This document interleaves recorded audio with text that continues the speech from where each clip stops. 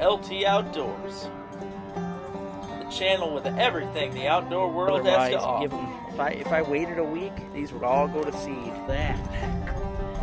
Yeah, buddy. That's a monster. Oh, yeah. Sun is coming up, fiber's going down. Monster, Fish are all biting and jumping all around. Let's hook up year. the boat, come on, let's go. It's time for LT Outdoors. Yeah, I'm talking muskrat. LT Outdoors. Might go hunt, fish, metal detecting, might even do a little fortune too. I'm talking LT Outdoors.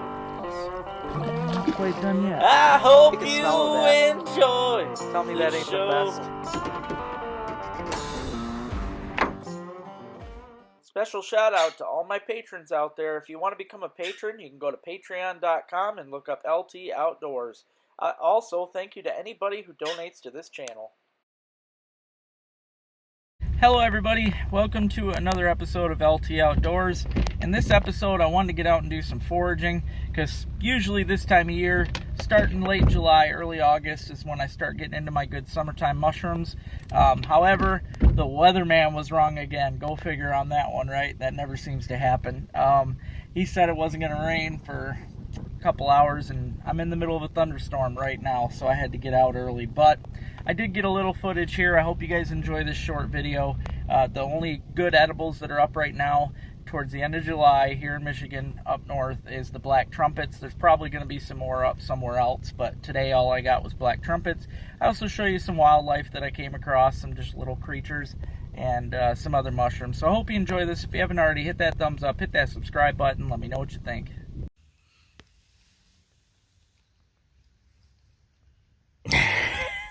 They're really fast. I used to, when I was a kid, I spent a lot of time in the woods catching these little guys. There's a smaller one right there getting ready to go under the leaves. Just something fun you could take the kids out and do. It's always a good learning experience. These are salamanders. Totally harmless, 100%. All they do is eat bugs. As you can see, they're really fast. You can see him squirm his way back in there. All you got to do to find them is just roll some old logs. Make sure though that you carefully put those logs back. You don't want to squish them. Just carefully like that. Salamanders like moisture, so they're gonna be in the most moist places that they can find. We have several species of salamander in Michigan. My favorite is the tiger. Seems to be quite rare, but the tiger salamander is beautiful. It gets pretty big too. Look at all them ants. Alright, I just came up on my first edible mushrooms, and this is a location that I come to every single year. You guys, if those of you that watch the channel, you'll see me in this spot every single year picking the same things. But if you're careful and you don't ruin these mushroom spots, it's no different than morels. They'll continue to grow in the same places every year. You just got to take good care of your spots. Don't mess it up. Don't dig up mushrooms, things like that. Pick them carefully. And, you know, like I said, you'll get them every year. But I'm going to show you right now, I just came across my black trumpets, which is a really good edible that we have here in Michigan. There is no unsafe mushroom look-alike. So as far as this black trumpet goes, if you see anything that looks like this, it is the black trumpet. So you can get out. See right here, we got this little butterfly. Just chilling. It's starting to rain, so he's probably just relaxing, taking a break. But black trumpets, they grow really well. They can be hard to see though, because they blend right in with their surroundings. In my opinion, they are just a gorgeous mushroom. Try not to break this little one growing next to him there. But yeah, these are a delicious mushroom. There's nothing wrong with them, but as you can see, the reason they call it a black trumpet, they are shaped like a trumpet. There's not a ton of them up right now. I think I'm a little early, but I did see there was a few patches. This is a pretty good looking patch right here. So yeah, they are growing. Again, as you can see, they look like a trumpet. When you do find even just a couple, you want to get down and really look, because these things can be hard to find.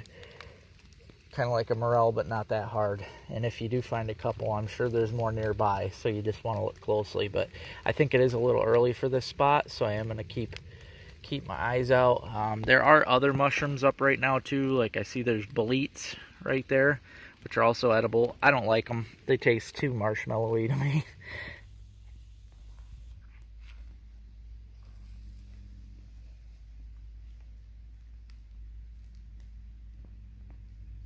That right there is a wood frog.